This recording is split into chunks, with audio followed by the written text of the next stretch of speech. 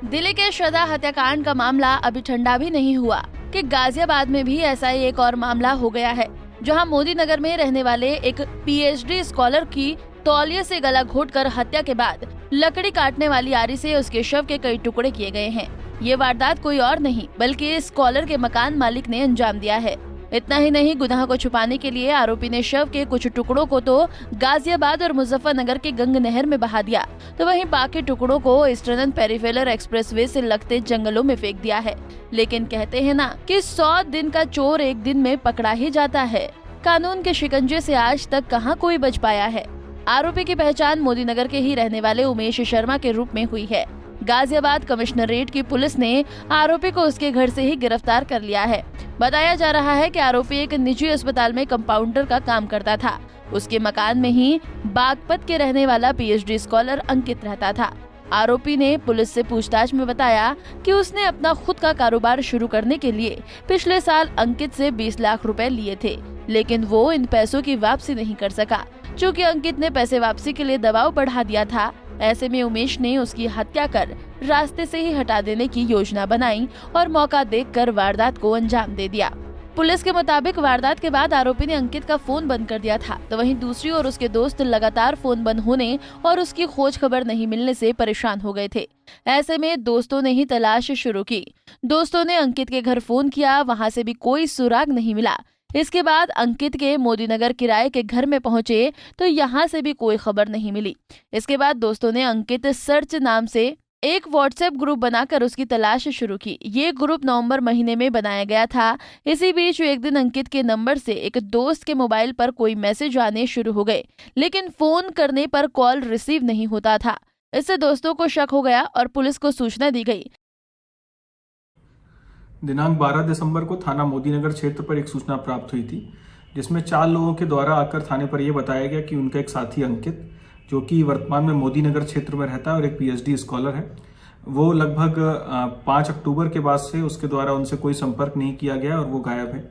इस घटना को सीरियसली लेते हुए तत्काल इसमें टीमें गठित की गई एवं गुमशुदगी में मुकदमा पंजीकृत किया गया। इसमें जो मृतक का मकान मालिक था, सबसे पहला शक उसी पर गया और जब उसको हिरासत में लेके उससे गहनता से कड़ाई से पूछताछ की गई तो उसने पूरी घटना को करना कबूला। उसके द्वारा ये बताया गया कि मृतक अंकित के अकाउंट में कुछ जमीन बेचकर कुछ पैसा आया था और इसके मन में लालच आ गया था, तो इसीलिए इसने कुछ पैसा पहले ही अंकित से अपने अकाउंट्स में ट्रांसफर करवा लिया था। इसके बाद जब इसको लगा कि ये पूरा पैसा हड़प सकता है तो इसने अंकित के internet banking details, credit card details, debit card details सब चीजें इसने ले ली अपने पास और इसके बाद अंकित ने इसने अंकित को गला दबा के मार दिया।